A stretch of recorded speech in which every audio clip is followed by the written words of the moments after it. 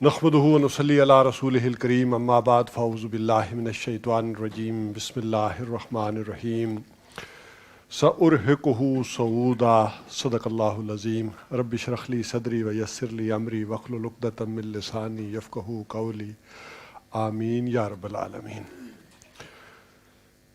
یہ جو ایک آیت میں نے چھوٹی سی پڑھی ہے، اس کا معنی یہ ہے کہ ہم اسے چڑھائیں گے، عنقریب ہم اسے چڑھائیں گے بڑی چڑھائی۔ تو یہ چڑھائی بھی ہمیں ذرا بھی اس وقت چڑھنی ہے، اور مجھے خلاصہ بیان کرنا ہے کس کا؟ پھر وہ جیسے پچھلی گفتگو میں زیر زبر کا مسئلہ آ گیا تھا، یہاں پر بھی یہی مسئلہ آ گیا، اور وقاص صاحب نے جب اعلان کیا تو پھر میں چونک گیا۔ انہوں نے بھی یہی کہا کہ نوید صاحب آ کر منتخب نصاب کا خلاصہ بیان کریں گے۔ تو جیسے پچھلی دفعہ ہوا تھا کہ مخاطب کی نفسیات کا، تو وہاں بھی مسئلہ آ گیا تھا کہ میں آپ سے مخاطب ہوں اور آپ میرے مخاطب ہیں۔ تو یہاں بھی سب سے پہلے املا کی درستگی کر لیں، میرا خیال ہے یہ منتخب نصاب ہے یا منتخب نصاب ہے؟ دیکھیں، یہ منتخب نصاب ہے، خے کے اوپر زبر ہے، منتخب نہیں ہے۔ اس سے فرق کیا پڑتا ہے ذرا زیر اور زبر سے، یہ سمجھے تاکہ شعور میں چلی جائے بات اور پھر آپ ایسا نہ کہیں۔ منتخب کا مطلب ہوتا ہے انتخاب کرنے والا، وہ آدمی جو انتخاب کرتا ہے وہ ہے منتخب۔ اب اگر ہم کہیں گے منتخب تو اس کا مطلب ہے کہ انتخاب یہ جو کر رہا ہے، اب کیا کیا یہ نہیں پتا، لیکن یہ اصل میں کیا ہے؟ منتخب نصاب، کہ جس کو کہ انتخاب کیا گیا ہے، چنا گیا ہے، ٹھیک ہے۔ اب یہ وہ والا معاملہ ہے کہ اچھا کیا کس نے ہے، یہاں وہ محذوف ہے، لیکن انڈرسٹوڈ کیا ہے؟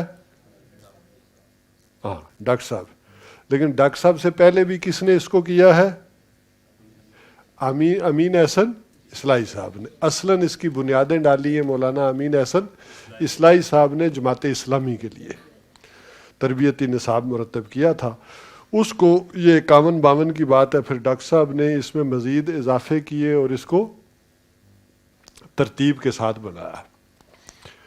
تو لہٰذا یہ ہمیشہ بولتے ہوئے ذرا احتیاط کیا کرے، منتخب نصاب، ٹھیک ہے، کہ جس کا کہ انتخاب کیا جا چکا ہے۔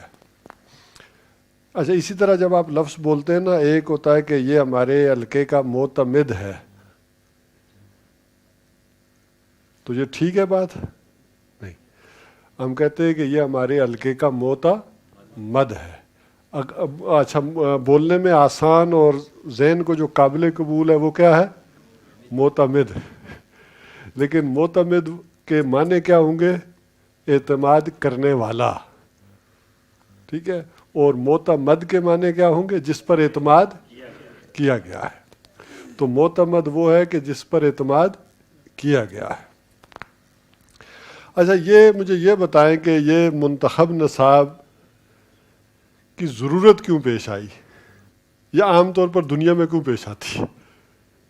یہ ویسے ایک بدعت یا تعریف نہیں ہو جائے گی کہ پورے قرآن حکیم کو چھوڑ کر تو کچھ یہ نصاب جو ہے وہ ترتیب دے دیا گیا ہے؟ اس کی کیا وجہ ہے؟ آخر کو وجہ ہوگی نا یہ سارا منتخب کرنے کی۔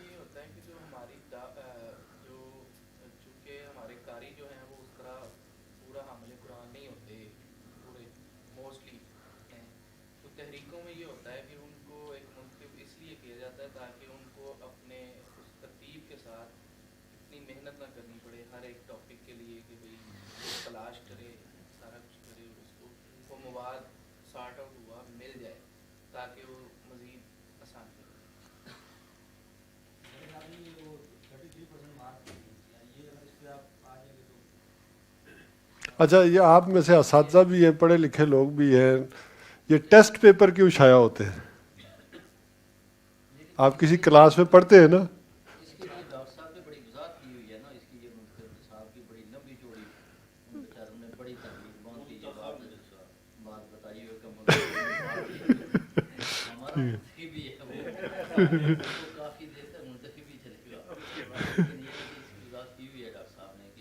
नहीं, डॉक्टर साहब ने तो की है। हाँ, मैं पूछ रहा हूँ कि चले, मैं आसानी के लिए पूछ रहा था कि ये टेस्ट पेपर और खुलासे क्यों शाया होते हैं? आप तालीम में पढ़ते हैं ना मैदान में। ये जो क्लासेस की शायद होता है कि वो एक सीरीज तौर पे आप वो जो वाज़ेह हुक्म होते हैं, वो सीरीज तौर पे किसी चीज़ का जो है ना आपके पास सीधा चीज़ों के जो ज़रूरी सिलेबस होता है वो निकाल के छांट के आपके सामने रख दिया जाएगा कि ये आपके लिए जो है शायद पढ़ने ना खुलासा रियली टेस्ट को देखिएगा थोड़ा ज़्यादा, लेकिन ये ठीक है, ये टेस्ट पेपर और खुलासा हम जैसे नालायक लोगों के लिए होता है। सारा साल पढ़ना नहीं है तो जल्दी जल्दी तैयारी करनी है तो खास वो खुलासा ले ले, पेपर ले ले और पढ़कर 33% ले ले। ठीक है, ये इस वजह से होता है। तो ये भी हमने अगर जिंदगियां अपनी जो है ना वो इस तरफ नहीं लगाई, नहीं सीखा, तो ये हम जैसे नालायक लोगों के लिए क्या है? मुंतखब नसाब है, एक खुलासा है कि ये निचोड़ है, ये उन्होंने मेहनत करके हमारे सामने रख दिया है। अब चले इसके अलावा ज़रा और ऊपर उठाते हैं बात को, तो इसका मकसद क्या है?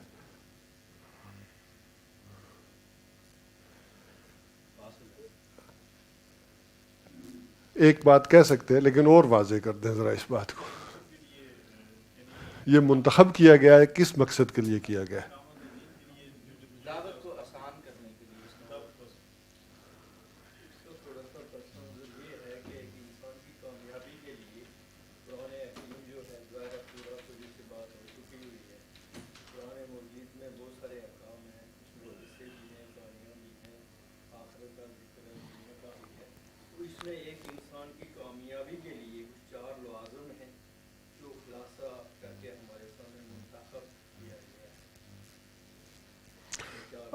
अगर मैं इसको एक लफ्ज़ में कहूँ तो ये बात हो जाएगी कि अल्लाह ताला हमसे क्या चाहता है, ये इसलिए किया गया।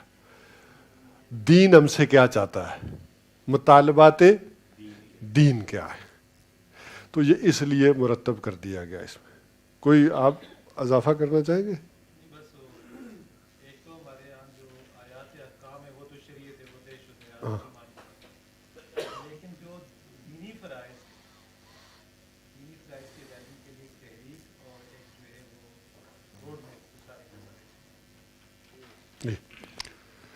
हाँ, अब्दुल कयूम कुरैशी साहब की बात को एक इस अंदाज में मुझे एक हदीस ज़हन में आ रही है, उसको ज़्यादा वजाहत ये कर देते हैं। देखिए, एक वक्त आएगा कि नबी अकरम सल्लल्लाहु अलैहि वसल्लम ने फरमाया कि लोग, अगर मैं मफहूम बयान करूँ, 10% भी दीनी अहकामात पर अमल करेंगे तो कामयाब हो जाएंगे। इसी मफहूम का 10% के वजह से किसे 10वां हिस्सा, हाँ, अगर दीन का 10वां हिस्सा भी अगर वो अप्लाई करेंगे, 10वें हिस्से को भी काम में लाएंगे तो क्या हो जाएंगे? कामयाब हो जाएंगे। एक वक्त ऐसा भी आएगा आखिरत में। और आज तुम में से कोई 10वां हिस्सा छोड़ेगा भी तो बाजपुरस हो जाएगी, उस वक्त साहबा से कह रहे हैं। लेकिन एक ज़माना ऐसा भी आने वाला है कि लोग 10वें हिस्सा पर अमल करेंगे तो कामयाब हो जाएंगे। तो क्या 10वें हिस्से से मुराद ये होगी कि नमाजें साल की इतनी बनती हैं तो एक पढ़ लें तो काफ़ी है, दिन में आधी आधी पढ़ लें? 10वें हिस्से से मुराद ये ना, एक वक्त ऐसा ज़माना आएगा कि लोग 10वें हिस्से पे अमल कर लें तो कामयाब हो जाएंगे। तो नमाज एक ही ना पढ़ लिया करना उस ज़माने के लोग, या आइंदा जो आने वाला है, या रोज़े साल में को 3 एक रख लें, तो इस हदीस से ये मुराद लेंगे?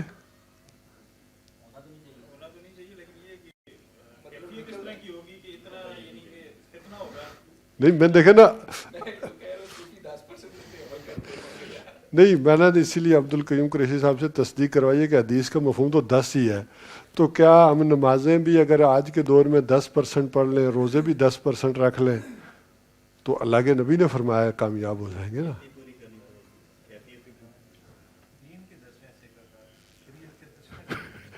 अब वो बात जो आप इन्होंने की थी कि यहाँ असल में क्या है, मुतालबात दीन है। ठीक है, हाँ। अब ज़रा उस ये जो बात कन्फ्यूजन मैंने क्रिएट कर दी है, इसको ज़रा मैं हल करता हूँ। جب نبی اکرم صلی اللہ علیہ وسلم یہ فرما رہے ہیں کہ دین کے 10ویں حصے پر بھی کوئی عمل کر لے گا تو اس کا یہ مطلب نہیں ہے کہ نماز بھی 10% کر دینی ہے اور روزے بھی 10% اور زکوٰۃ بھی 2.5 کا 10%.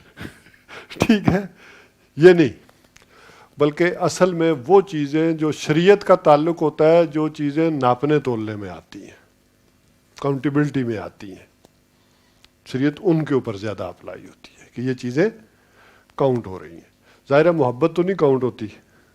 جہاد اس کو ناپ سکتے ہیں کہ آپ نے آج 10 کلو جہاد کیا ہے یا 2 میٹر لمبا جہاد کیا ہے؟ ناپنے تولنے میں آ سکتی ہیں؟ نہیں. تو وہ چیزیں جو ناپنے تولنے میں نہیں آ سکتی، گویا کہ ان کا 10% بھی آج کے زمانے میں کر لیں گے تو کافی ہے. جو ناپ تول کے شریعت نے دے دیے ان کو نہیں کمی کرنی، وہ ایز اٹ از اسی طرح سے رہیں گی. تو منتخب نصاب اصل میں دین کا وہ مطالبہ ہے اللہ جو چاہتا ہے.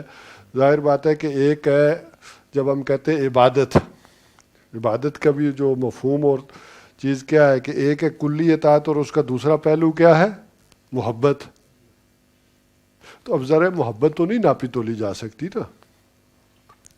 تو آج کے زمانے میں آپ اگر یہ والے کام، یعنی وہ جو ناپنے تولنے میں نہیں آتے تھے، 10% بھی کوئی شخص کر لیتا ہے اس جہاد میں، اس جد و جہد کے اندر، اور دین کے وہ مطالبے اور اللہ تعالیٰ سے جو محبت ہے، اللہ کے نبی صلی اللہ علیہ وسلم سے اور دین سے، تو اس آج کے ایسے دور میں جس میں کہ دجالی غلبہ ہو چکا ہو، تو وہ گویا کہ تو اب منتخب نصاب بھی سمجھ لیں، یہ بھی کلوز کر کے سمجھیں آپ کے سامنے 10واں حصہ اس سارے مضامین کا رکھ دیا گیا نچوڑ. یہ گویا کہ یہ نہیں ہے کہ مطالبہ 10واں حصہ رکھا گیا ہے، یہ ہے کہ پورے قرآن میں سے نکال کے اس کا ایک سمجھے کہ یہ اتنا حصہ رکھ دیا گیا. 30 پاروں میں سے اگر وہ جیسے روزوں میں سے 30 میں سے 10 نکالیں، 10واں پر حصہ نکالیں تو کیا ہو جائے گا؟ 3. تو پورے قرآن حکیم میں سے منتخب نصاب کا حصہ نکالیں گے تو یہ کیا ہوگا؟ یہ بھی کوئی 8-9% ہے. 2.5 پارے بنتے ہیں نا تقریباً.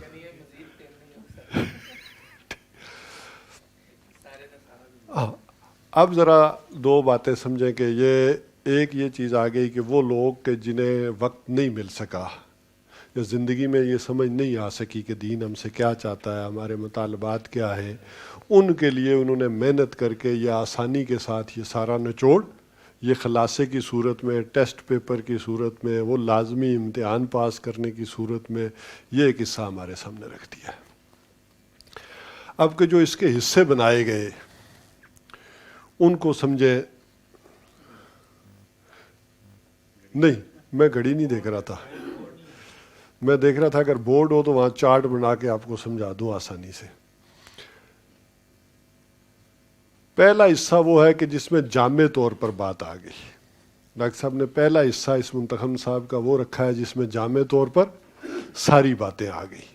اور ڈاکٹر صاحب نے کہا کہ دیکھو ایک آیت کے اندر بھی وہی باتیں ہیں، ایک چھوٹی سے چھوٹی سورت کے اندر بھی وہی باتیں ہیں، ایک رکوع کے اندر بھی وہی باتیں، اور ایک جگہ سے کچھ آیات لیں تو کہا ان آیات کے مجموعے کے اندر بھی یہی باتیں ہیں. اب ذرا اگر ہم ان کو تفصیل سے لیں تو یہ ہو جائے گا کہ اس سارے کا جو بیج ہے وہ کیا ہے؟ سورۃ العصر. اب سورۃ العصر کی نہ ہم نے کوئی گفتگو کرنی ہے نہ یہ، لیکن سورۃ العصر میں 4 چیزیں کون سی آئی ہیں، ایک ایک کر کے ایک آدمی بتاتا جائے تو پھر آگے چلیں گے. 4 چیزیں کون کون سی آئی ہیں؟ اسحاق صاحب جی. عمل صالح، تواصی بالحق، تواصی بالصبر. تو ٹھیک ہے، یہ تو سب کو آتی ہے کہ 4 چیزیں آ گئی. کیا کیا آ گیا؟ ایمان، عمل صالح، تواصی بالحق اور تواصی بالصبر.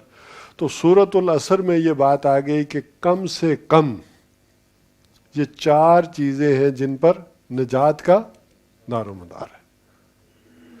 اس سے بڑھ کر کہا اگلی آیت میں، آیا بر ایک آیت کے اندر یہی 4 چیزیں آئیں، لیکن کہا کہ یہ 4 چیزیں جو لوگ اس درجے میں کر لیں گے جو اس آیت میں تفصیل آئی، تو یہ وہ لوگ ہیں جو سچے بھی ہیں اور متقی بھی ہیں۔ سچ کا مطلب صرف سچ بولنا ہی نہیں ہوتا۔ ہم آج کے معاشرے میں کیا کہتے ہیں، ایک آدمی جو ہے یہ بڑا سچ بولتا ہے، ٹھیک ہے، جبکہ قرآن حکیم بتاتا ہے کہ سچ بولنا ہی نہیں ہے بلکہ سچا کردار بھی صاف ہو۔ پوری آیا بر کو ذہن میں لائیں گے تو معلوم ہوگا کہ یہ ایک کردار ہے۔ اس کے آخر میں کہا گیا اولئک هم الصادقون، یہ وہ لوگ ہیں وہ جو سچے ہیں، جن کا کریکٹر بھی یہ ہے، کردار بھی ہے، اور یہ لوگ متقی ہیں۔ تمہارے اپنے ذہن میں تو کوئی تقوی کا تصور ہوگا، لیکن جن کا کریکٹر یہ ہے وہ ہیں۔ اور وہ کریکٹر میں کیا چیزیں آ گئی، وہاں بھی 4 چیزیں آ گئی۔ یہ سچے لوگ ہیں، متقی لوگ ہیں، پرہیزگار لوگ ہیں۔ اس کے بعد اگلی ایک رکوع کے اندر یہی مضمون آ گیا، سورہ لقمان کا دوسرا رکوع، کہ وائز لوگ، عقل مند لوگ وہ کون ہیں، بڑے باہمت قسم کے لوگ کون ہیں۔ اللہ تعالیٰ نے کہا کہ میرے دین پر چلنے والے باہمت لوگ، بڑے عظیم لوگ، وہ کون ہیں۔ وہاں بھی کون سی چیزیں آ گئی، یہی 4 چیزیں آ گئی۔ وہاں ذرا مختلف اسلوب کے اندر اسلوب بدل گئے۔ وہاں تھا کہ پہلے میں تھا کہ اللہ کو ایک ماننا، یہاں تھا کہ اس کے ساتھ شرک نہ کرنا۔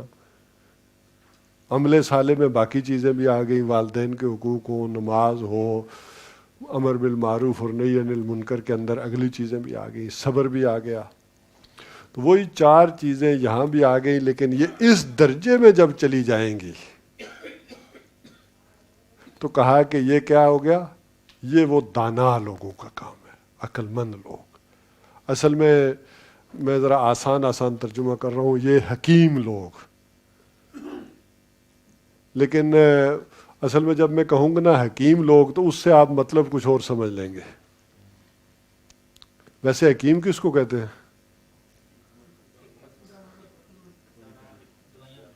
دوائیاں بنانے والے، ٹھیک ہے۔ تو اصل میں اس کی بنیاد میں کیا، حکیم وہ آدمی ہے جو آپ کی نبض پر ہاتھ رکھ کر آپ کا مرض بھی بتا دے اور علاج بھی تجویز کر دے صحیح سے، وہ حکیم ہے۔ لیکن یہ علامہ اقبال نے تو کوئی دوائیاں نہیں بنائی ہیں، وہ کیوں حکیم تھا؟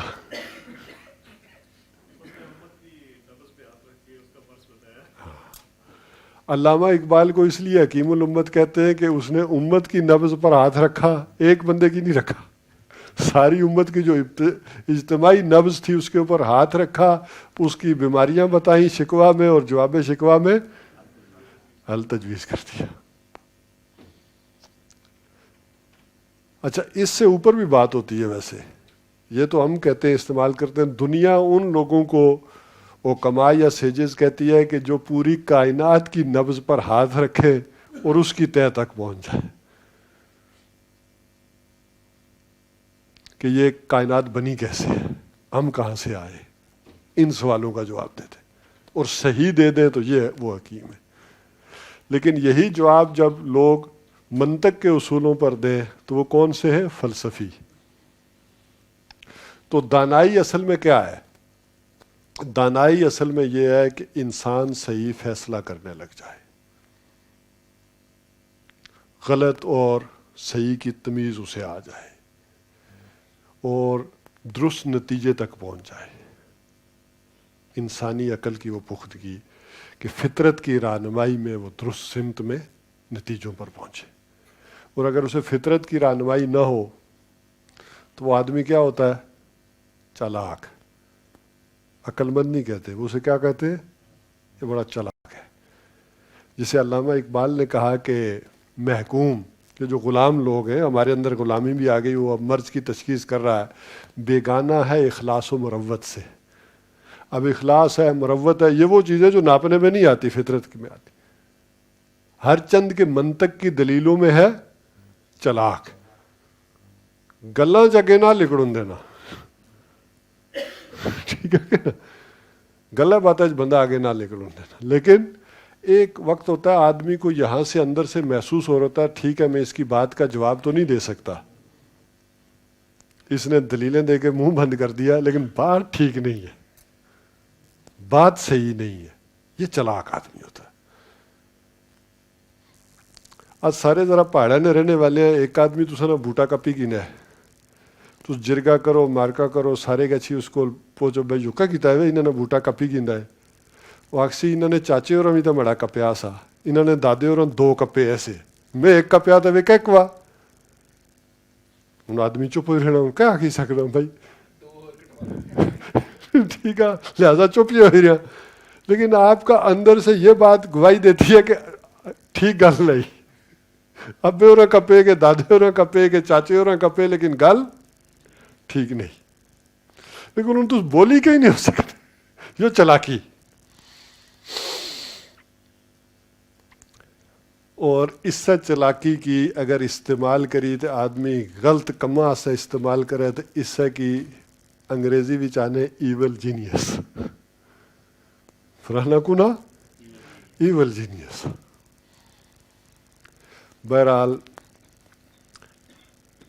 या चालाकी सी अक्लमंदी के लिए आशनी, यह गल सोचे थी, या चालाकी सी अक्लमंदी आशनी जिसले आदमी ने अंदर कुर्बानी और ईसार न जज्बा पैदा हो।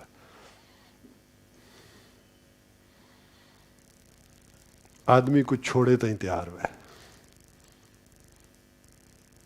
आदमी कैरियर दाव पर लाए तो तैयार हुआ, अपना हक छोड़े तो तैयार हुआ। उस वेले थोड़ी दानिशमंदी ऐसी चलाकियां होनी फिर अगर आदमी कुर्बानी ना दे। और जिसले आदमी कुर्बानी देना ना इतने बड़े फट लगने, अपनी जात छोड़ना कोई सकली गल ही, अपना बूटा छोड़ना, अपनी ज़मीन छोड़ना, नौकरी छोड़ना, जरा ऊपर बदले जुलो ना, कमाए हुए पैसे लाना, ये कोई सकली गल नहीं, जो इतने फट पैना। इस फटे की इकबाल आख्या, जिगर खूं हो तो चश्मे दिल में होती है नजर पैदा। जिगर खूं हो तो चश्मे दिल में होती है नजर पैदा। उन जरा उसकी जोड़ी गिनो कि अल्लाह ने नबी फरमाने के अखियां नहीं होनी, क्या अन्न हो गया दिलन हो गया। तो ये दिलन ही आग के लिए खुली ले जिगर खून होना, इसनी रोशनी उथा बहाल होती। फिर आदमी दिखना, तो जरा अदील भी सवाल करना सा ना कि अल्लाह ने नबी सल्लल्लाहु अलैहि वसल्लम दुआ मंगी कि ए अल्लाह अरनी हकीकत अल अशिया कमा, क्या मतलब? हाँ, ये दुआ करने करो उन एक चीज बड़ी नेक बड़ी अच्छी तुसाने सामने आशनी। अल्लाह ताला तुसें यह सलाहियत चाहिए कि तुस उसनी तय भी छुपावा शर दिखी गिनो। इसने पीछे शैतानी आई शर युवा कम बड़ा नेकी ना सामने आया, और शरारत भी बड़ी सी बड़ी सामने अच्छी का अच्छा, तो तुस दिखी गिनो उसने थल्ले के, इसने थल्ले एक खैर भी था। और अगर तुस कुर्बानियां देने हो इस हस्ते, अल्लाह ताला तुसां च सलाहियत पैदा करी छोड़ना, लाइन शकर तुम अल्लाह यह सलाहियत और चाहिए ना, और गहराई इंसान देखी। तो फिर बचना इस तरह चलाकी नाल ना बचो।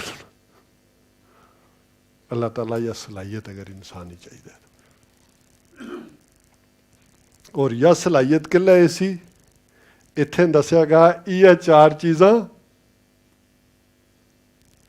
करसो इन्ना आस्ते कुर्बानी देसो।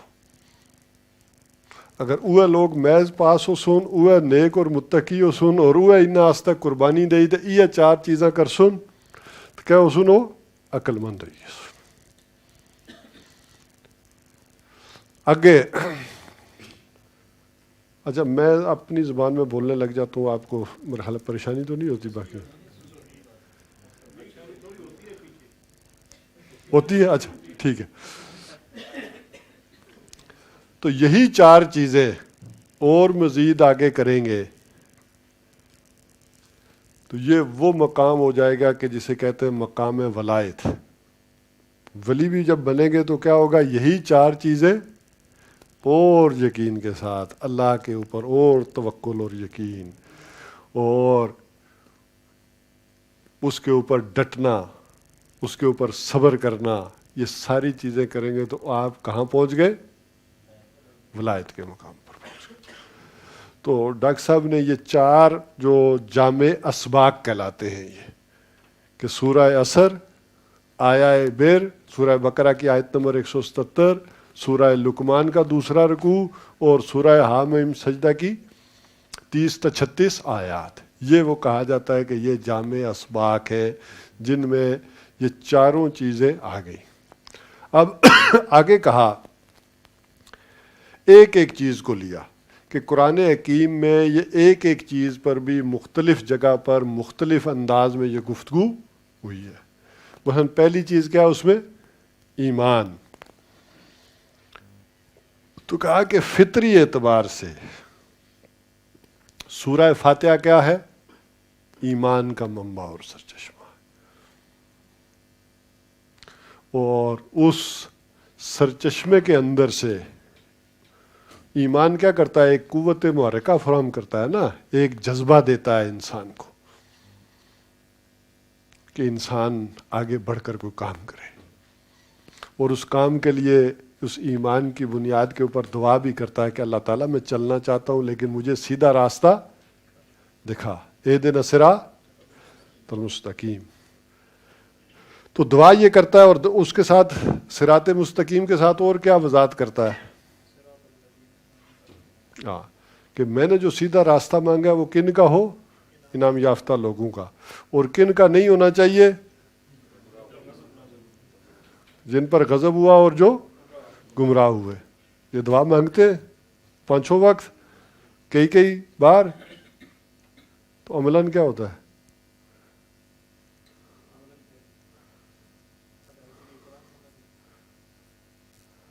مسیتی جا نکلی تو جڑا کواچھونا کیتا ہوا وہ سارا وہ کرنے، وہ اجتماعی ہے کہ لوکل ہے، جڑا فیشن اتنے آ اس دوائی نے کیا بنسی.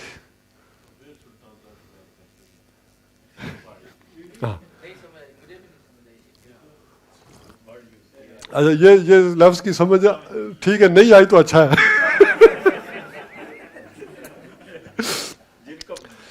اچھا ہاں، اصل میں عرض کر رہا تھا کہ دعا ہم یہ کرتے ہیں کہ اللہ انبیاء کا راستہ ہمیں دکھا، اور انبیاء کا راستہ اس کتاب میں ہمارے سامنے کھلا پڑا ہوا ہے جس میں سے چن کے ڈاکٹر صاحب نے یہ رکھا ہے. اور دعا یہ کرتے ہیں کہ نہ جن پر تیرا غضب ہوا اور نہ جو گمراہ ہوئے ان سے بچانا. لیکن نماز پڑھ کے نکلنے کے بعد عملی طور پر کیا کرتے ہیں؟ جن پر تیرا غضب ہوا ہے اور جو گمراہ ہوئے ہیں عملاً ان کا راستہ اختیار کرتے ہیں. وہ ایز اے انڈیویجول کریں یا ایز اے کولیکٹیولی کریں، ہے ایسا کہ نہیں؟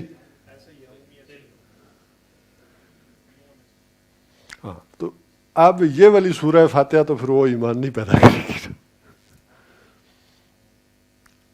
تو فطری انداز میں سورہ فاتحہ کو اگر دیکھیں اور سمجھیں تو ایک مومن کے دل سے یہ دعا اصل میں نکلنی چاہیے ایمان کی. اے اللہ تجھے تو پالن ہار مان لیا، رحمان اور رحیم بھی ہے، اور آخرت میں تو نہیں محاسبہ کرنا ہے، اس کا تیرے ہی پاس اختیار ہے، اور میرا کام ہے کہ میں تیری بندگی کروں اور تجھی سے نصرت طلب کروں. وہ فوج سے نہیں کروں، تجھ سے کروں، نصرہ ادھر سے نہیں تیرے سے طلب کروں، اور اس کے لیے سیدھا راستہ چاہیے. تو اب یہ ایک فطری دعا ہے. اب فطرت اگر تھوڑی سی ادھر ادھر بھی ہو جائے تو اصل میں عقل کے ذریعے بھی آدمی اور وہیں پہنچ جاتا ہے. سورہ آل عمران میں کہا کہ جو لوگ پھر ذرا غور و فکر کر لیں ان نشانیوں پر، کھول آنکھ زمین دیکھ، فلک دیکھ، مشرق سے ابھرتے ہوئے سورج کو ذرا دیکھ.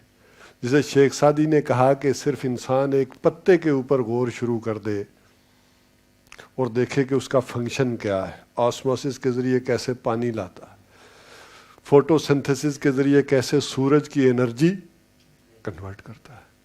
ایک تو سولر کی انرجی سے تو آپ واقف ہی ہیں نا آج کل، تو پرانی سولر انرجی کیا ہے؟ یہ لکڑیاں جو آپ چولہے میں جلا رہے ہیں اور انگیٹھی میں جلا رہے ہیں، یہ کیا ہے؟ یہ سولر انرجی ہے کہ نہیں ہے؟ یہ سولر، تو وہ آپ وہاں توانائی حاصل کر رہے ہیں۔ اب یہ اس پتے کے ذریعے ہوئی نا، پھر اس کی فنکشننگ، اس کی لکیریں، وہ ساری چیزیں دیکھیں، پھر اس پتے کو دیکھیں کہ کس طرح وہ پوری فضا کی ہوا کے اندر فلٹریشن کا کام دے رہا ہے، کبھی آکسیجن لے رہا ہے، کاربن ڈائی آکسائڈ چھوڑ رہا ہے، رات کو کاربن ڈائی آکسائڈ چھوڑ رہا ہے، آکسیجن لے رہا ہے، آواز صاف کر۔ تو صرف ایک پتے پر بھی غور کریں گے تو معلوم ہو جائے گا کہ یہ اس عقل کے ذریعے بھی کہ یہ اس کی ذرا اندازہ کر لو کون بنانے والا۔ اب اگلی جو آیات ہے اس میں سورہ نور کا جو 5واں رکوع ہے اس میں دونوں کو جوڑ دیا گیا کہ یہ اصل میں ایمان وجود میں آتا ہے، دو نور ملتے ہیں، دو، ایک نور وحی اور ایک نور فطرت، اور یہ دونوں جب آپس میں ملتے ہیں تو ایمان وجود میں آ جاتا ہے۔ اور آج نور وحی کیا ہے؟ یہ نور وحی ہے جو ہمارے پاس محفوظ شکل میں ہمیں دے دیا گیا ہے، اور نور فطرت ہمارے اندر ہے، یہاں بھی اللہ تعالیٰ نے وہ نور ڈال رکھا ہے۔ یہ دونوں نور جب آپس میں ملتے ہیں تو وہ پھر شعلہ جو ہے وہ ایمان کا انسان کے اندر جلتا اور بھڑکتا ہے۔ اور البتہ کچھ کے شعلے کو آگ نہیں لگتی۔ آپ نے دیکھا ہوگا پچھلے دنوں لائٹ شائٹ بھی نہیں تھی تو لالٹین ہوتی ہے، تو لالٹین کا شیشہ جب کالا ہو جائے تو اس کی روشنی، تو لالٹین کا شیشہ اتار کے کیا کرتے ہیں؟ صاف کرتے ہیں، تو روشنی باہر آتی ہے۔ تو جب شیشہ سیاہ کالا ہو جائے تو باہر کی روشنی اندر نہیں جاتی اور اندر کی باہر نہیں جاتی، اندر کا نور یہیں کا قید اور باہر بھی نور جو ہے اسے کچھ نہیں دے رہا۔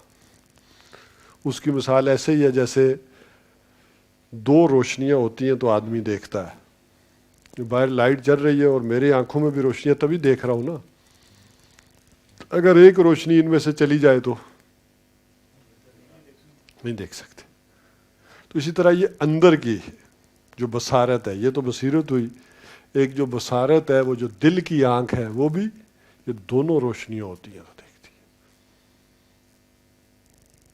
تو یہ وہاں اجزائے ترکیبی بتایا اور پھر اس کی مثالیں بھی دی کہ ایک وہ لوگ ہیں کہ جن کی روشنی نور علی نور ہے، دونوں روشنیاں مل گئی۔ ایک وہ لوگ ہیں کہ کہیں تھوڑی تھوڑی سی ٹمٹماہٹ ہے، کوئی تھوڑی بہتی، اور ایک وہ لوگ ہیں کہ جن کی مثال دی گئی کہ ظلمات بعضها فوق بعض، اندھیروں پر اندھیرے، تہ کی تہ چڑھی ہوئی ہے۔ کسی کے اوپر تو ہو سکتا ہے خاندان کا وہ کالک، وہ غلاف لگا ہو، قومی تعصب لگا ہو، عقائد اور نظریات اور فرقہ بندی اور جماعتوں کا خول ہو سکتا ہے چڑھا ہو، یہ چیزیں بھی مانے ہو جاتی ہیں، آڑے آ جاتی ہیں، یہ غلاف چڑھا لیتا آدمی۔ تو اس حوالے سے کہا کہ یہ والے معاملے جو ہے نا، ان کو ذرا ہمت کر کے اس شیشے کو صاف کرنا ہے۔ اور شیشہ بھی صاف کیسے ہوگا؟ منتخب صاحب جو لوگ ذرا اس سے نہیں کر سکتے تو وہ جلدی سے اس سے کر لیں۔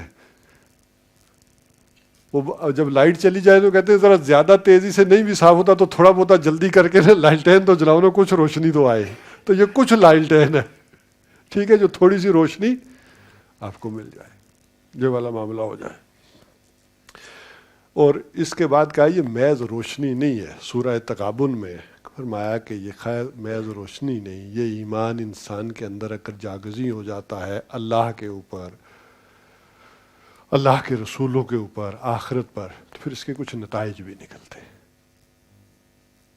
اس نتائج کا ایک معاملہ تو یہ ہوتا ہے کہ انسان کے اندر ایک سکون پیدا ہوتا ہے، ایک اطمینان پیدا ہوتا ہے، ایک تسلیم و رضا کی کیفیت پیدا ہوتی ہے کہ جو کچھ ہو رہا ہے میرے رب کی طرف سے، اس میں میرے لیے بہتری ہوگی۔ بڑے سے بڑا واقعہ اور بڑے سے بڑا نقصان بھی اصل میں کیا ہوگا؟ اسی میں کوئی خیر ہوگی۔ بیدک الخیر، اسی چیز میں سے اپنے لیے بہتر شے ڈھونڈنے کی کوشش کریں کہ اس میں میرے لیے بہتری کیا آئی ہے، اس میں میرے لیے خیر کیا ہے۔ یہ بچہ مر تو گیا ہے میرا، لیکن اس میں خیر کیا ہے؟ یہ مکان گر تو گیا ہے، لیکن اس میں خیر کیا؟ نہیں سمجھ آ رہا تو اس میں بھی کوئی خیر ہی ہے جو چھپا ہوا ہے۔ تو یہ کیفیت پھر انسان، اللہ تعالیٰ اس انسان کو یہ دے دیتا ہے، اور جب اس کے اندر یہ کیفیات داخل ہوتی ہیں، اللہ پر ایک توکل اور اعتماد بڑھتا ہے، تو اس کے نتیجے میں یہ جو سامنے کی اٹریکشنز ہیں، بیویاں ہیں، مال ہے، اولاد ہے، ان کو پھر انسان آزمائش کے درجے میں سمجھتا ہے کہ یہ اصل میں ساری میرے لیے کیا ہے؟ مجھ کو آزمانے کے لیے، انہی میں میرا امتحان ہو رہا ہے۔ پھر ایمان کا یہ درجہ انسان کو ہوتا ہے کہ وہ اس ساری شے کو ایمان کے درجے میں سمجھتا ہے۔ وہ آخر میں سورہ فجر کے حوالے سے بات سمجھ لے کہ ایک وقت انسان کے اوپر یہ آتا ہے کہ انسان یہ کہتا ہے کہ میرے رب نے مجھے نوازا، مجھے ہر چیز کی عزت دی، تو میرے رب نے میرے اوپر کیا کیا؟ کرم کیا، مجھے عزت دی۔ اور جب رب اس سے اس کی نعمتیں چھین لیتا ہے تو کیا کہتا ہے؟ میرے رب نے مجھے ذلیل کر دیا۔ کلا، ایسا ہرگز نہیں ہے۔ حالانکہ عام ذہنی سطح پر سوچیں، بالکل ایک تو لوور لیول ہے، وہ تو ہے کہ آپ کو کوئی دکھ پہنچے، کوئی نعمت پہنچے تو آپ کہیں کہ یہ فلاں چیز کی نحوست ہے، فلاں کا سایہ ہے، فلاں کی بے برکتی ہو گئی ہے، فلاں کالی دیوی نے میرے اوپر غضب کر دیا ہے، یا لکشمی دیوی کی کرپا سے یہ دولت مل گئی ہے، یہ ساری چیزیں۔ لیکن اس سے اوپر بڑھ کر ایک لیول تو یہ ہے کہ وَتُذِلُّ مَن تَشَاءُ وَتُعِزُّ مَن تَشَاءُ، یہ لیول ہے کہ ذلت ہے تو کس کی طرف سے اور عزت ہے تو اللہ کی طرف سے۔ لیکن اس سے ذرا سا اوپر اٹھے، حالانکہ یہ بھی بات ہے، لیکن اس سے ذرا سا اوپر اٹھے تو نہ اس دنیا کی عزت ہے اور نہ ذلت ہے۔ جو عزت بھی آزمائش ہے اور ذلت بھی آزمائش ہے۔ اسی لیے اہل علم کہتے ہیں کہ اگر کوئی مصیبت آتی ہے تو اس مصیبت کے نتیجے میں، اس پریشانی کے نتیجے میں آپ اللہ سے قریب ہو گئے تو یہ آزمائش ہے، اور اگر اللہ سے دور ہو گئے تو یہ عذاب ہے۔ اگر آپ اللہ کے نزدیک ہوئے تو یہ گویا کہ آزمائش آئی، آپ امتحان میں کامیاب ہوئے، اگلے سٹیپ پر چلے گئے، اور دور ہوئے تو یہ آپ کے اوپر غضب تھا۔ اب اس میں تاریخ کیا بیان کریں؟ تو یہ والا معاملہ اس انداز میں سورہ تغابن کے اندر آیا کہ تمہارا کام تو یہ ہے کہ اب جو پھر اللہ تعالیٰ کی طرف سے حکم ہے تو کیا کرو؟ وَاسْمَعُوا وَأَطِیعُوا فَاتَّقُوا اللَّهَ وَاسْمَعُوا وَأَطِیعُوا، اللہ سے ڈرو اور جو اس کے احکامات ہیں وہ سنو اور ان کو مانو، اور یہ جی کے لالچ سے بچنے کی کوشش کرو۔ اس کے بعد سورہ قیامہ کے اندر، چونکہ قیامت کا معاملہ جو ہے، آخرت کا معاملہ یہ جو ہے، یہ انسان کے عمل پر بڑا گہرا اثر رکھتا ہے، تو پوری سورہ قیامہ آ گئی کہ تمہارے عمل میں جو کمزوریاں آتی ہیں یہ اصل میں کس کا نتیجہ ہے؟ آخرت پر ایمان کی کمزوری کا نتیجہ۔ اس کی جو بے شمار مختلف صورتیں ہو سکتی ہیں، اللہ کی قدرت کے حوالے سے ہو سکتی ہیں، ٹھیک ہے، اس کے ناممکنات کے بارے میں ہو سکتی ہیں، یا کہیں شکوک و شبہات ہو سکتے ہیں، اس حوالے سے سورہ قیامہ جو آ گئی کہ تاکہ عمل درست کرو کہ یہ بڑی حتمی اور یقینی چیز ہے۔ لا اقسم بیوم القیامہ ولا اقسم بالنفس اللوامہ، یہ تمہارا اپنا اندر بھی گواہی دے گا کہ یہ حتمی ہے اور یقینی ہے، کوئی عمل ضائع ہونے والی شے نہیں ہے، تم بالکل ایسے ہی بنائے جاؤ گے کہ یہ ایک ایک پور بھی ویسے ہی بنے گا، فنگر پرنٹس بھی ویسے ہی ہوں گے. تو یقین رکھو کہ کوئی شے انسانی عمل ضائع ہونے والا نہیں، اس کی باز پرس ہوگی. وہاں منی ٹریل بھی بتانی پڑے گی. یہاں وہ احتساب والے نیب والے پوچھتے ہیں منی ٹریل لاؤ، تو اللہ بھی کیا کریں گے؟ مال کہاں سے کمایا تھا؟ مال کہاں سے کمایا تھا؟ منی ٹریل ہی ہے نا. اور کہاں خرچہ ہے یہ بھی ذرا بتاؤ کرو. اب یہ ایمان کے حوالے سے گفتگو آ گئی. اب ایمان کے بعد دوسری شرط کون سی ہے؟ عمل صالح.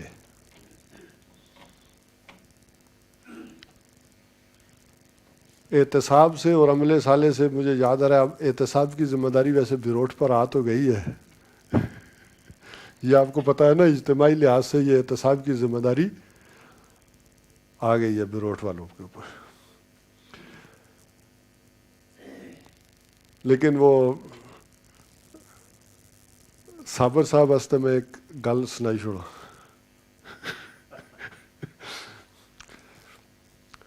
کہتے ہیں کہ پرانے زمانے میں گھوڑوں پہ سفر ہوتا تھا، تو ایک آدمی گھوڑی پر سوار ایک گاؤں سے جا رہا تھا، تو رات پڑ گئی. گھوڑی اب اس کی جو تھی وہ حاملہ تھی، بچہ دینے والی تھی. تو اس نے لوگوں سے کہا رات میں سفر آگے نہیں کر سکتا، تو یہاں کوئی جگہ ہو تو میں آرام کر لوں، سو جاؤں، گھوڑی کو بھی باندھ دوں، کوئی جگہ ہو. تو انہوں نے کہا وہ سامنے جو ہے نا سردار صاحب کا گھر ہے. اسحاق صاحب نے نا کچھ اور سنا، یہاں آپ گھوڑی بھی باندھے اور آرام کرے. خیر اس نے رات کو آرام کیا. تو صبح صبح سردار صاحب آئے اور انہوں نے کہا کہ یار تمہارا قدم بڑا مبارک ہے میرے گھر میں، تم تو بڑے ہی لکی آدمی ہو جو میرے گھر میں تشریف لائے ہو. یہ لو میں تمہارے لیے انڈے لایا ہوں، پراٹھے لایا ہوں، دیسی گھی لائے، کھاؤ. تو اس نے کہا نہیں بتایا میں کیسے مبارک ہوں. میں کہا میں صبح صبح نیچے جانوروں والے کمرے میں گیا تھا تو میں نے دیکھا میرے بیل نے گھوڑی کا بچہ دیا. تو میں تو سمجھتا ہوں تم بڑے مبارک آدمی ہو. اس نے کہا نہیں نہیں نمبردار صاحب، میں نے ناشتہ نہیں کرنا، وہ گھوڑی کا بچہ جو ہے وہ میری گھوڑی نے دیا ہے، وہ تھی پریگننٹ. کہا نہیں نہیں تمہیں غلط فہمی ہو رہی ہے، وہ میرے بیل نے دیا. اگر تمہیں کوئی مسئلہ ہے تو گاؤں سے لے آؤ 4-5 آدمی جو معزز آدمی ہوں، کوئی ایک آدھ مطلب راولہ کوٹ سے لے آؤ، کوئی مظفر آباد سے لے آؤ، کوئی ادھر سے، سارے اکٹھا کرو، باغ سے لے آؤ، وہ فیصلہ کریں گے. تو خیر بندے ذرا لے آیا. اس نے کہا کون کون معتبر آدمی ہے، سب کو بلا لیا. تو انہوں نے کہا جی موقع پر چل کے فیصلہ کرتے ہیں. سارے وہاں گئے اور دیکھا سنا تو اس نے کہا کہ بھائی آپ کو کوئی غلط فہمی ہے، نمبردار صاحب کا بیل ہر سال گھوڑی کا بچہ دیتا ہے. تو تمہیں یہ کوئی غلط فہمی ہو رہی ہوگی. اب وہ جناب وہ پریشان ہوا کہ یہاں تو مسئلہ ہی سارا خراب ہے، سارے ہی منتخب نصاب سے دور ہیں. تو وہ چلا گیا بازار میں، وہاں بیٹھا سوچ رہا تھا پریشانی میں. تو بازار والوں نے کہا بھائی یہاں کوئی مسئلہ حل ہونے والا نہیں ہے، جاؤ کام کرو، اب چھوڑو بھولو اس ساری کو. اس نے کہا نہیں میں پریشان اس لیے ہوں کہ یہ اگر سارے لوگ مر گئے تو احتساب کون کرے گا؟ ٹھیک ہے کہ نہیں؟ تو اگر آپ سارے لوگ چلے گئے تو منتخب نصاب کون پڑے گا؟ تو اس کو ذرا توجہ سے پڑھو، ٹھیک ہے کہ نہیں؟ توجہ ادھر مرکوز رکھے. تو اب عمل صالح پر میں بات کر رہا تھا. تو دیکھیں عمل صالح جو ہے، ایک فرد کا عمل صالح کیا ہے؟ فرد سے کیا بنتا ہے؟ خاندان. شادی ہوتی ہے نا، پہلے کلا فرد ہے نا، شادی ہو گئی تو کیا بن گیا؟ خاندان. تو خاندان کا عمل صالح کیا ہے؟ بہت سارے خاندان ملتے ہیں تو کیا ہوتا ہے؟ معاشرہ. معاشرہ وجود میں آتا ہے. تو معاشرے کا عمل صالح کیا ہے؟ اور جب بہت سارے معاشرے اکٹھے ہوتے ہیں تو کیا ہوتا ہے؟ ایک ریاست اور ملک بنتا ہے. تو ملک کا عمل صالح کیا ہے؟ تو یہاں یہ گڑبڑ نہیں کرنی کہ ایک آدمی اگر اپنی ذات میں ہو سکتا ہے کہ بڑا صالح ہو، لیکن ریاستی سطح پر ہو سکتا ہے وہ اس کا ڈیمانڈ اور ہو، وہاں صالح نہ ہو. تو آدمی ذرا تھوڑا سا الجھن کا شکار ہو جاتا ہے، نعرہ مارتا ہے مرد مومن مرد حق، لیکن ادھر دیکھتا ہے کہ ملکی نظام تو ویسا ہی چل رہا ہے، اس میں تو کچھ نہیں ہو رہا۔ ادھر ہم دیکھتے ہیں کہ ایسے صدر بھی گزرے ہیں جو کیا کہتے ہیں تہجد گزار تھے، لیکن ملک کا نظام ویسے ہی ہے۔ تو اس حوالے سے منتخب نصاب میں یہ حصہ عمل صالح والا سمجھنے کی ضرورت ہے کہ آپ کا اپنا عمل صالح کیا ہے، گھر کا عمل صالح کے اعتبار سے کیا کردار ادا کرنا ہے، معاشرے کے حوالے سے کیا کرنا ہے، اور ریاستی سطح پر عمل صالح کا کردار ایسے کرنا ہے۔ ایز اے انڈیویجول، ایک فرد کے طور پر عمل صالح کے لیے جو جامع مقامات آئے، ان میں سے سورہ مومنون کی ابتدائی آیات، سورہ معارج اس کی آیات، یہ وہ وضاحت کرتی ہیں کہ آپ کی بنیادیں کیا ہیں عمل صالح کی ایک فرد کے لیے۔ اور سورہ فرقان کے آخری رکوع میں یہ بات آئی، ابھی یہ فرد پر ہی بحث ہو رہی ہے کہ پوری طرح سے ایک جامع شخصیت جس میں عمل صالح آ چکے ہوں، اس کے اندر کیا خوبیاں اور بھلائیاں پیدا ہو چکی ہوں گی، وہ سورہ فرقان میں آ گئی۔ تو یہ گویا کہ انفرادی سطح پر سورہ تحریم بیان کر دی، اور سورہ تحریم میں وہ توازن بیان کیا گیا کہ ایک گھر کے اندر عمل صالح کیسے کرنا، ایک میاں بیوی کے درمیان عمل صالح کی کون سی حدود ہوگی۔ سورہ بنی اسرائیل کے تیسرے اور چوتھے رکوع میں، اور اس تیسرے اور چوتھے رکوع کے بارے میں یہ بھی کہا جاتا ہے کہ یہ تورات کے احکام عشرہ کا خلاصہ ہے۔ ذرا دیکھیں ایوولوشن پروسیس میں بنی اسرائیل ابھی معاشرے کی سطح پر دین کا نفاذ کرنا، ٹھیک ہے، وہاں پر، اور اس معاشرے کی سطح پر یہ عمل صالح ہوگا۔ اب بنی اسرائیل کے لیے ابھی ہائیسٹ لیول وہ معاشرہ تھا، لہذا وہاں معاشرے کی سطح پر کہا گیا، لیکن یہاں ان معاشروں سے اب کیا ہو گیا، سٹیٹس وجود میں آ چکی ہیں، ریاستیں دنیا میں وجود میں آ گئی ہیں۔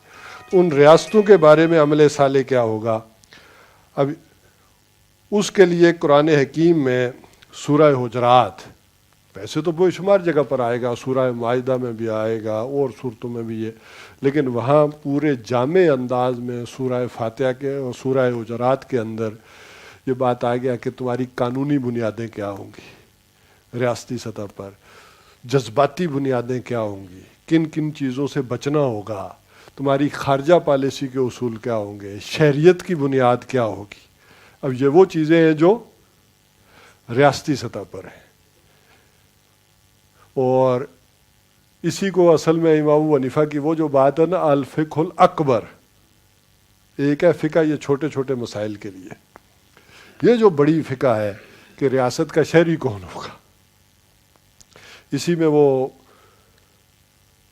پچھلے دنوں ہم کراچی میں تھے تو رفقا کو ایک مشکل پیش آئی کہ تحریک فکر ولی اللہ، انہوں نے ہمارے کچھ رفقا کو گھیر لیا اور کہا کہ آپ کا یہ منشور ہے، یہ سارا دستور ہے، اور آپ قائم کیا کرنا چاہتے ہیں، نظام خلافت قائم کرنا چاہتے ہیں، اور نظام خلافت جو ہے وہ جب آپ قائم کرنا چاہتے ہیں تو اس کا مقصد آپ نے لکھا ہے کہ نظام عدل و قسط، ظلم کا خاتمہ ہو جائے، عدل و قسط کا نظام قائم ہو جائے۔ تو انہوں نے کہا اس کے لیے مسلمان ہونا ضروری ہے، مسئلہ آ گیا نا بھئی، ایک آدمی قائم کرنا چاہتا ہے نظام عدل و قسط، لقد ارسلنا رسلنا بالبینات وانزلنا معهم الکتاب والمیزان لیقوم الناس بالقسط، ظلم کا خاتمہ ہو اور قسط کا نظام ہو، تو اس کے لیے مسلمان ہونا ضروری ہے۔ اور ابھی تھوڑی دیر پہلے عبدالقیوم قریشی صاحب سمجھا رہے تھے وہ خلیفہ کے بارے میں، تو کیا خلیفہ کا مسلمان ہونا ضروری ہے؟ کوئی مقصد کیا ہے؟ عدل و قسط، ظلم کا خاتمہ۔ تو وہ اگر وہ کوئی بھی کر دے، جو بائیڈن کر دے، تو کیا آپ کو مسئلہ ہے کوئی؟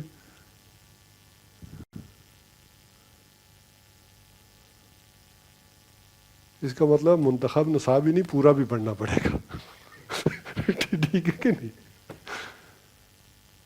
आप में से कोई जवाब दे ना। ये एक सवाल है, एक तहरीक ने आकर हमारे रुफ़का से सवाल किया, और जब उन्होंने सवाल किया तो मेरे सामने भी आया, तो कोई 5-7 सेकंड के लिए मैं भी चुप हो गया।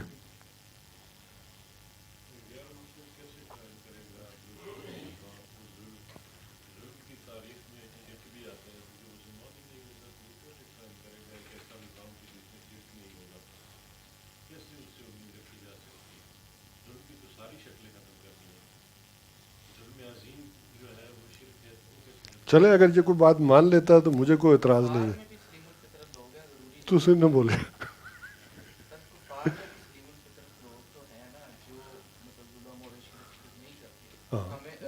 मुवाहिद हैं दुनिया में, बड़ी है। देखो ना थोड़ा जवाब आ गया। नहीं क्रेजी साहब तुसी नहीं बोल।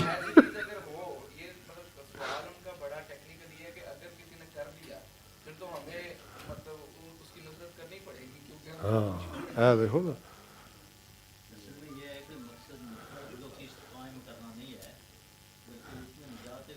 नहीं थोड़े अगे मैं शूरा च बयान किया है कि मैं की जवाब दिता सी, शूरा वाले भी नहीं बोलन के। साबिर साहब का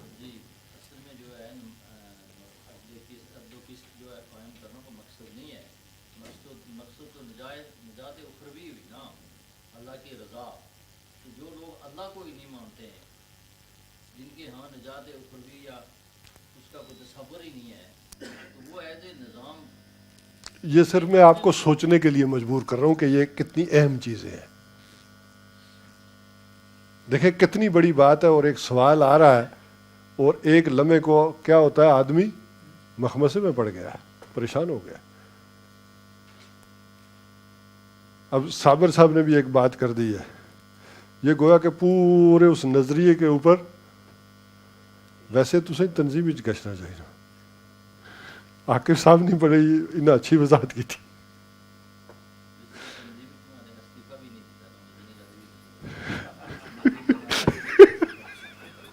इस गला ने यू टर्न हो सकता था, लेकिन ऐसी वजाहत करेंगे तो फिर दोबारा शुभा नहीं चाह जाएंगे, थोड़ी देर रास्ते गए ने। हाँ जी,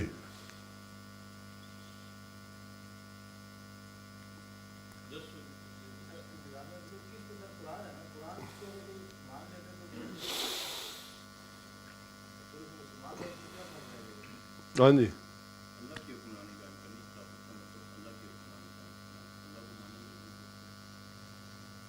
पहले मैं आसान जी सुहेल।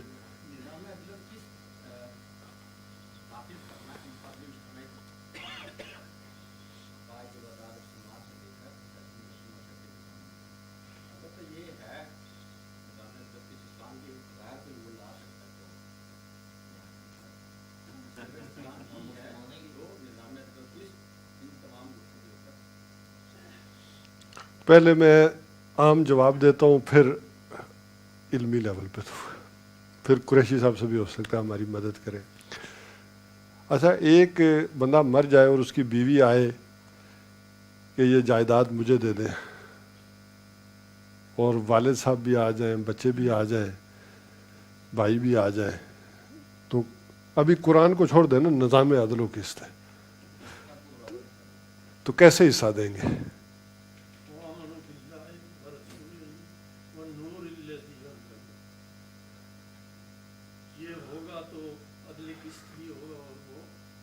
मतलब अगर फिर अदल की भी अपनी हर एक की तारीफ होगी और जुल्म की भी अपनी तारीफ होगी हर एक की, तो फिर कौन ये तय करेगा कि अदल क्या है और कौन तय करेगा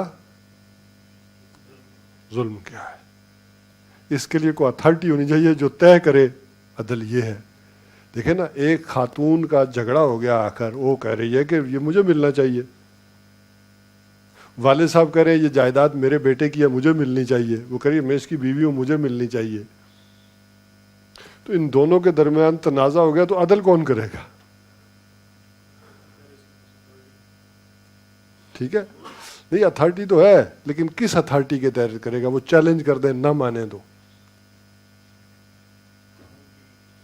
اللہ تعالیٰ کی. لہٰذا سب سے پہلے جب ہم یہ کہہ رہے ہیں کہ نظام عدل و قسط قائم ہوگا تو طے کرنا پڑے گا کہ وہ عدل اور قسط سے مراد کیا ہے. عدل کا وہ مفہوم اور قسط کا وہ مفہوم جو اللہ اور اللہ کے رسول نے بیان کیا وہ ہم قائم کرنا چاہ رہے ہیں. اور اس کے لیے تو وہی بندہ ہوگا جو اس کو مانتا ہوگا. یہ تو عام سطح کی بات آ گئی. اب آئیں ذرا ٹاپ لیول پہ. اللہ کے نبی کے ہوتے ہوئے کوئی عدل کر سکتا ہے؟ کیوں؟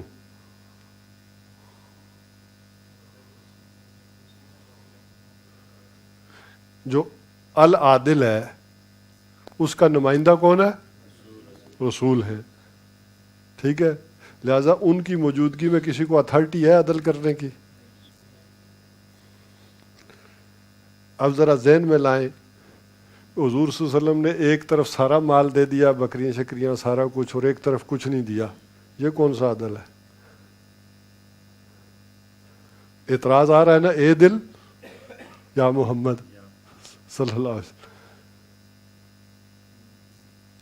لیکن عدل کی اتھارٹی کون ہے؟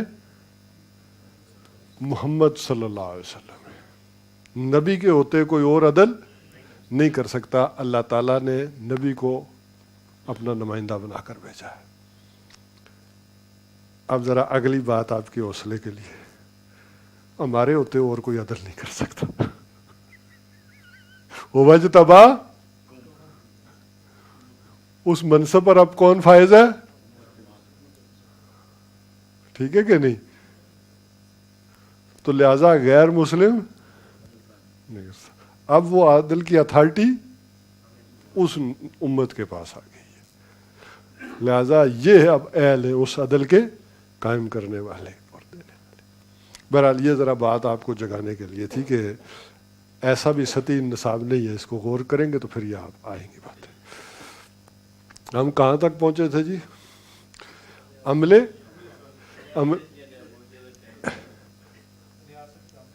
ریاست ہم نے قائم کرنی تھی. تو عمل صالح ہے پھر ایک کیا؟ ریاستی سطح پر. ایک ہے فرد کی سطح پر اور وہاں سے لے کر ریاستی سطح پر. یہ سارے عمل صالح آپ کو سمجھنے ہوں گے, تب آپ کے اندر عمل صالح کی ہماگیریت اور جامعیت پیدا ہوگی. ورنہ عمل صالح کا کوئی پھر محدود سا تصور رہ جائے گا. اب آ جائیں جی تواصی بالحق.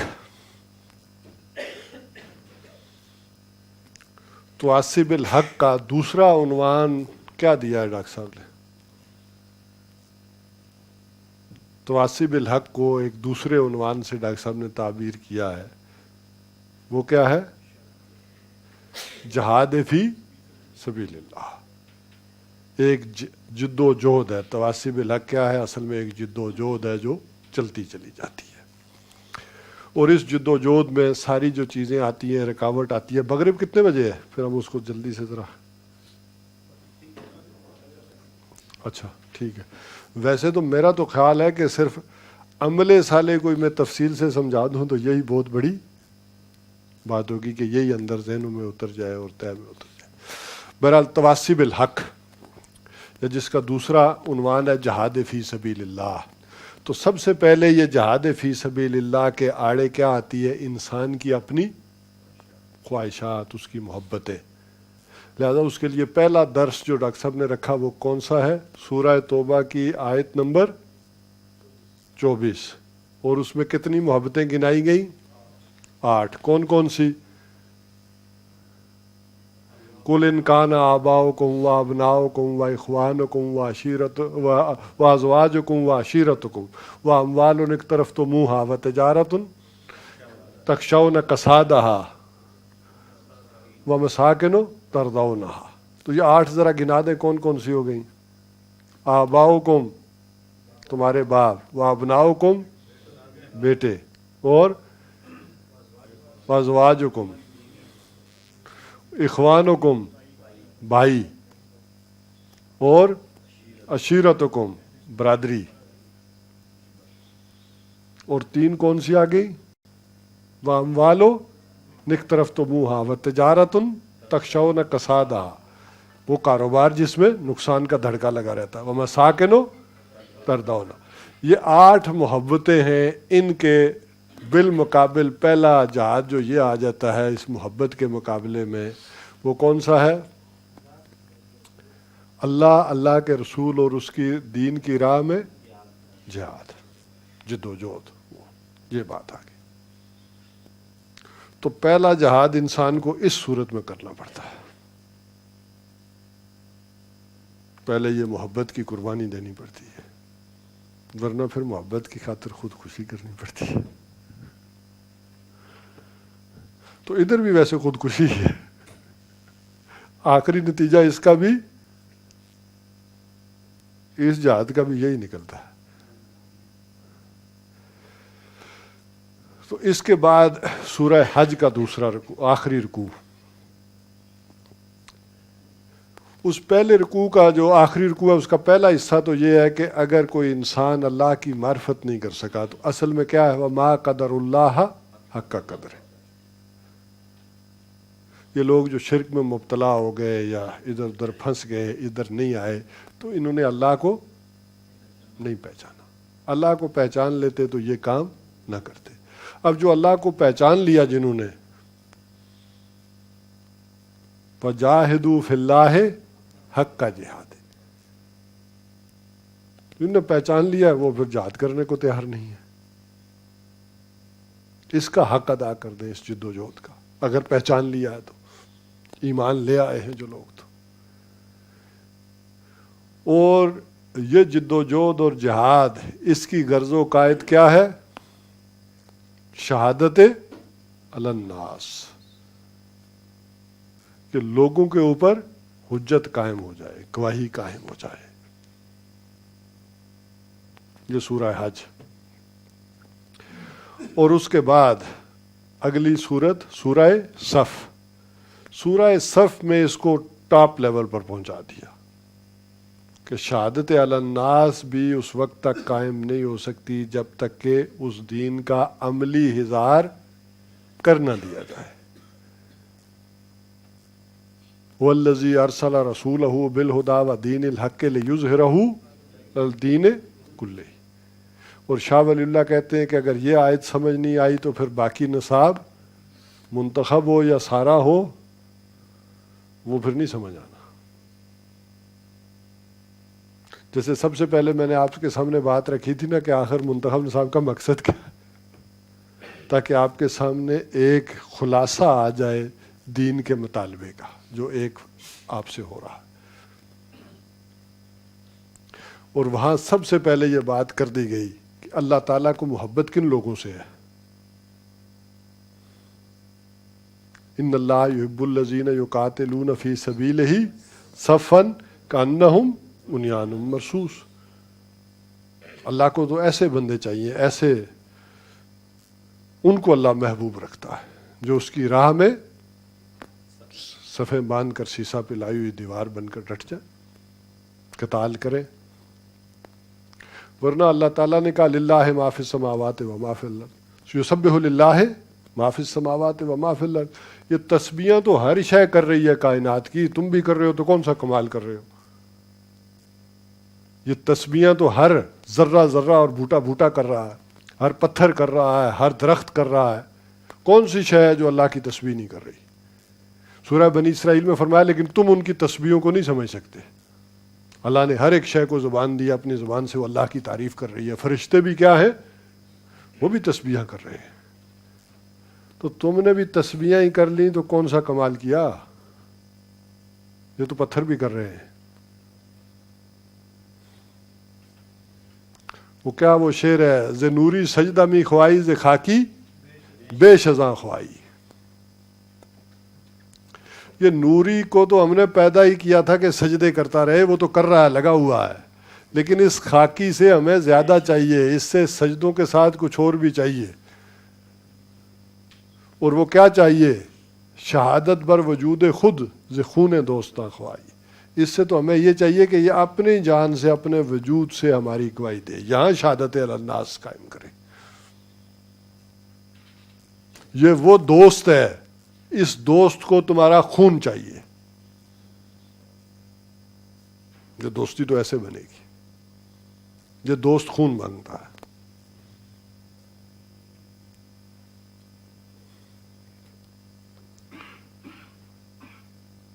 اور کہا کہ یہ خون بنی اسرائیل جو تم سے پہلے سابقہ امتیں جو گزری ہیں,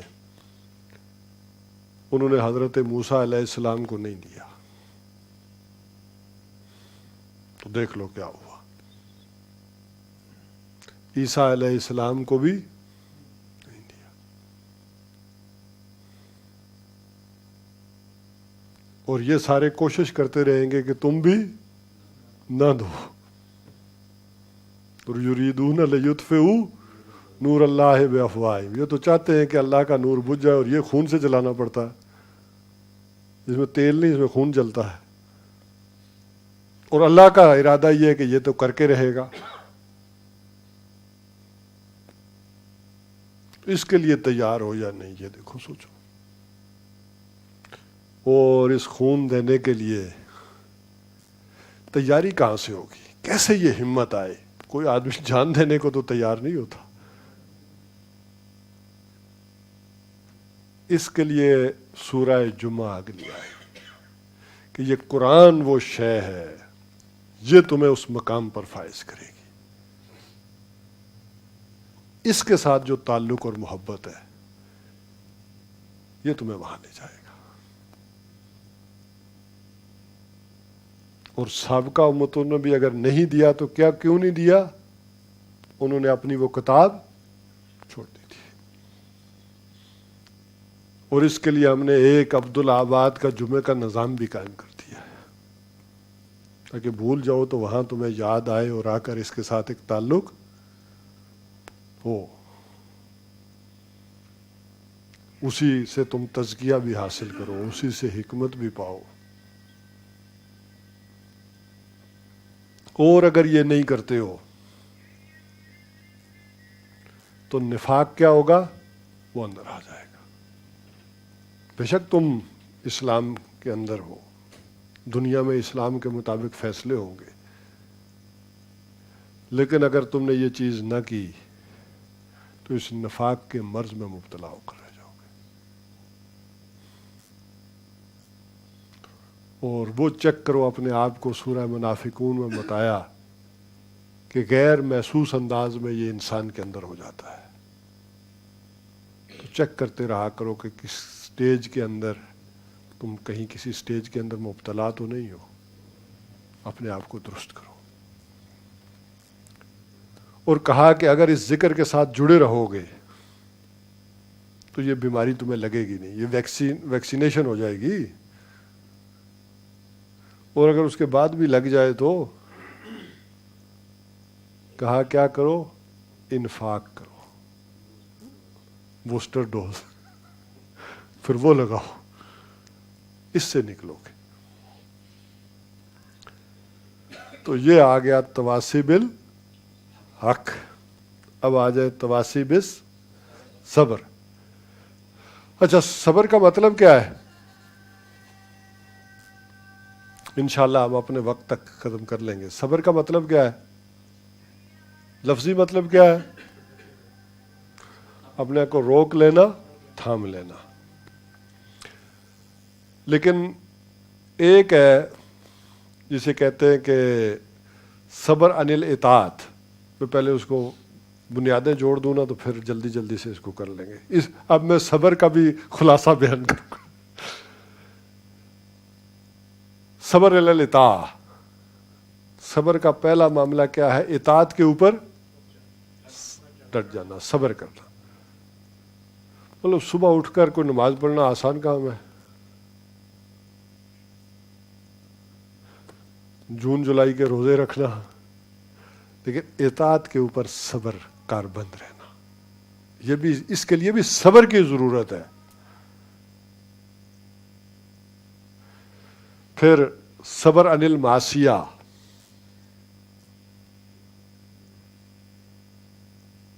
گناہوں کے اوپر جو صبر ہے. گناہ میں کیا ہے؟ اٹریکشن ہے نا, گناہ کھینچتا ہے انسان کو. یہ الگ بات ہے کہ گناہ جب تک آدمی کرتا نہیں ہے اس میں اٹریکشن بڑی ہوتی ہے، جب کر لیتا ہے تو مایوس ہو جاتا ہے. اس مایوسی کو مٹانے کے لیے شیطان اور گناہ کرواتا ہے اور مایوس ہوتا ہے، یہ بڑھتا جانا جاتا ہے، پھر انگزائٹی ہوتی ہے اور پھر پتہ نہیں کیا کیا ہوتا ہے، ڈپریشن ہوتا ہے. جبکہ نیکی کرنے سے پہلے آدمی مشکل میں ہوتا ہے، نیکی کر کے کیا ہوتا ہے؟ خوشی ہوتی ہے، اطمینان ہوتا ہے. تو یہ گناہوں کے اوپر صبر یہ کیسے ہے؟ مطلب کوئی خوبصورت عورت آئے، بڑی تیاری کے ساتھ آئے، گزرے، 60-70 سال کے بوڑھے کا بھی ایک دفعہ دل مچل ہی جاتا ہے، وہ بھی مڑ کر دیکھتا ہی ہے. وہ ڈاکٹر صاحب بیان کرتے ہوتے تھے نا کہ میرے کلینک میں پروفیسر یوسف سلیم چشتی صاحب بیٹھے ہوئے تھے، مریض آ گیا تو میں نے جو وہ مریض کو چیک کرنا شروع کیا. تو جب وہ مریض سے فارغ ہوا تو میں نے کہا کہ چشتی صاحب نہیں ہے. آگے بیان کریں جی. قریشی صاحب غور نال دیکھ رہے تھے تو میں کہا میں بیان ہو سکتا ہے نہ غلطی نہ کر. ہاں تو کہتے ہیں کہ میں نے جب باہر نکل کے دیکھا تو قریشی صاحب دیکھا نا تو ڈاکٹر صاحب تو زبان اسی طرح انداز میں بھی کہتے ہیں نا، ایک کسی کسائی خاتون آگے جا رہی تھی اور چشتی صاحب جا رہے تھے، واہ سبحان اللہ واہ سبحان اللہ کرتے پیچھے جا رہے تھے. تو اب کیا ہے، سمجھے اس بات کو کہ گناہ کے اندر بھی ایک اٹریکشن ہے اور اس اٹریکشن کے اوپر بھی صبر کرنا، ادھر نہ جانا. اور خاص کر نوجوان، ان کے لیے کیا ہے کہ اللہ کے نبی صلی اللہ علیہ وسلم نے فرمایا اگر وہ اپنی نگاہوں کی حفاظت کر لیتے ہیں تو اللہ تعالیٰ اس جنت کا مزہ جس میں مرنے کے بعد جانا ہے اس دنیا میں انہیں چکھائے گا. اور آج صبر کیسے کرنا ہے بھائی جی؟ اینڈرائیڈ ہے پاس کے نہیں سب کے؟ کوئی دعویٰ کر سکتا ہے اس کی تنہائی پاک ہے؟ یہ تنہائی میں صبر کرنا پڑے گا، آدمی کہیں سے کہیں نکل جاتا. آج ذرا چیزیں نوعیتیں مختلف ہو گئی ہیں نا.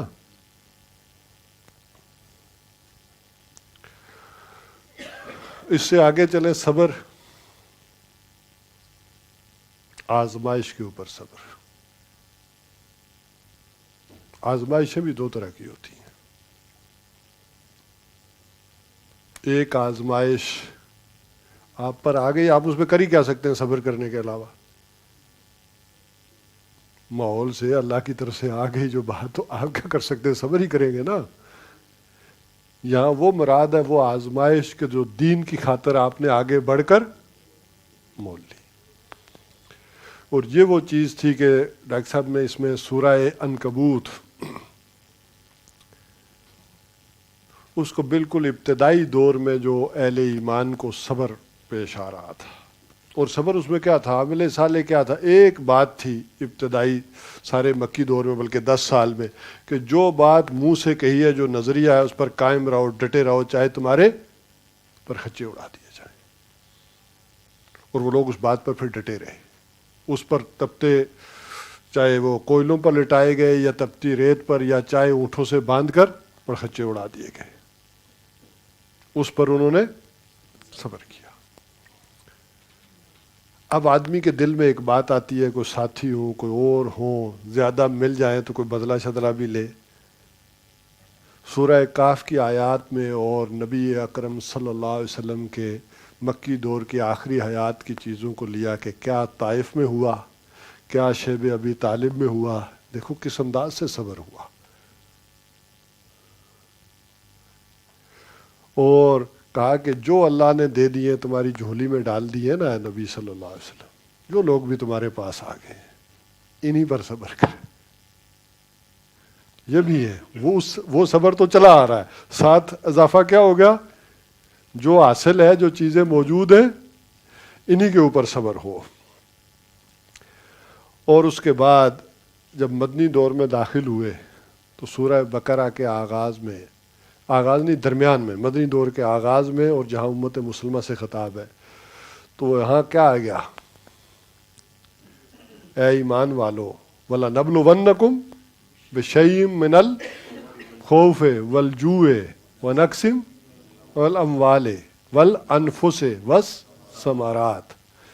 اب یہ اور پھیلے گا، ان سب کا نقصان ہوگا۔ پہلے تو خالی تمہیں لٹایا جاتا تھا نا،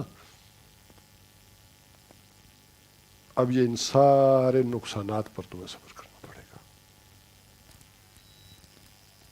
اب کھیتیاں بھی جلیں گی، اولاد بھی۔ وہ ویسے تو اندہ کا ایک جملہ تو بیان ہوتا ہے دورہ ترجمہ قرآن میں بھی، اور وہ جیب سے پیسے نکالنے والا، چوری والا، ایک اس سے پہلے کی بات ہے، بڑی سخت ہے۔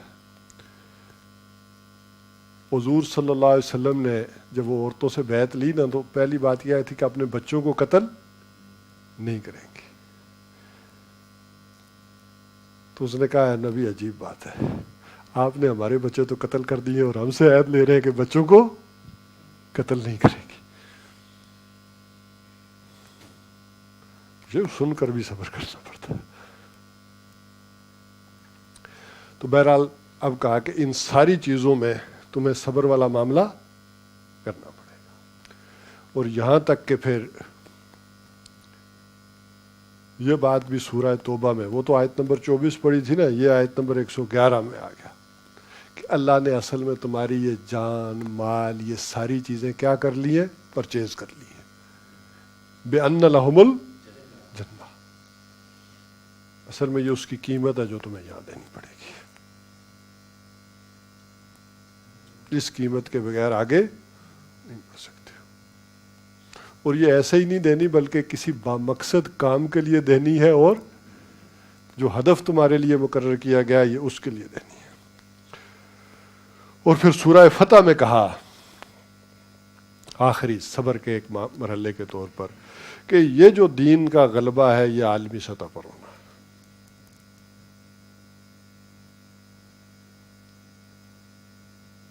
اور اس کے لیے بڑے صبر کے میدانوں سے نکل کر تمہیں اس جگہ پر پہنچنا پڑے گا۔ یہ محض صبر کوئی تمہیں ایکسرسائز نہیں کروانی، بلکہ اس کا ایک مقصد بھی ہے۔ اور یہی کام انبیاء نے کیا، ان کے ساتھ صحابہ نے کیا۔ اور یہ نہیں تھا کہ انہوں نے یہ سارا کام کیا تو نہ نمازیں پڑھی نہ روزے رکھے، بلکہ روزے رکھ کر بھی اور نمازیں پڑھ کر بھی، وہ جو بش نے کہا تھا نا، کسی نے کہا کہ روزے ہیں تو افغانستان پر حملہ نہ کرو، تو اس نے کہا بدر روزوں میں نہیں ہوا۔ جواب سخت دے دی۔ تو ان ساری چیزوں کے ساتھ کرتے ہوئے تمہیں اپنے اس ہدف کے اوپر صبر کو اور جھیلتے ہوئے بڑھنا ہے۔ اب آخری چیز آپ جا کے خود پڑھ لیں، سورہ حدید، اس میں یہ سارا خلاصہ جتنا کچھ ہم نے ابھی تک بیان کیا، یہ دوبارہ از سر نو اپنے ٹاپ لیول پر یہ ساری باتیں وہاں پر چاروں کی چاروں دوبارہ آ گئی۔ تو میں عرض کروں گا آپ لوگوں سے کہ جب تک آپ ان چیزوں کو ایکسرسائز نہیں کریں گے، جب تک سمجھ نہیں آئے گی۔ ایک علمی لیول بن جائے گا، آپ کو کچھ چیزیں سمجھ آ جائیں گی، لیکن جو احکامات ان چیزوں کے اندر دیے گئے ہیں ان کو کیا کریں؟ عملاً اپنانے کی کوشش کریں۔ بہرحال یہ دو منتخب نصاب کی یہ جو کتابیں ہیں، اس حوالے سے میں نے کوشش کی ہے کہ اس 1 گھنٹے میں آپ کے سامنے خلاصہ، یہ ویسے ہی خلاصہ ہے، اور پھر اس کا خلاصہ کیا ہے، یہ بیان کیا، تاکہ آپ کو صرف اس کا بیان کرنے کا مقصد یہ تھا کہ اس کی اہمیت آپ کے سامنے ہو جائے گا، بلکہ یہ بیان نہیں ہوا، بلکہ اس کی اہمیت جو ہے وہ آپ کے سامنے تاکہ آئے، تاکہ آپ جڑیں۔ اقول قولی ھذا واستغفر اللہ لی ولکم۔ سبحان اللہ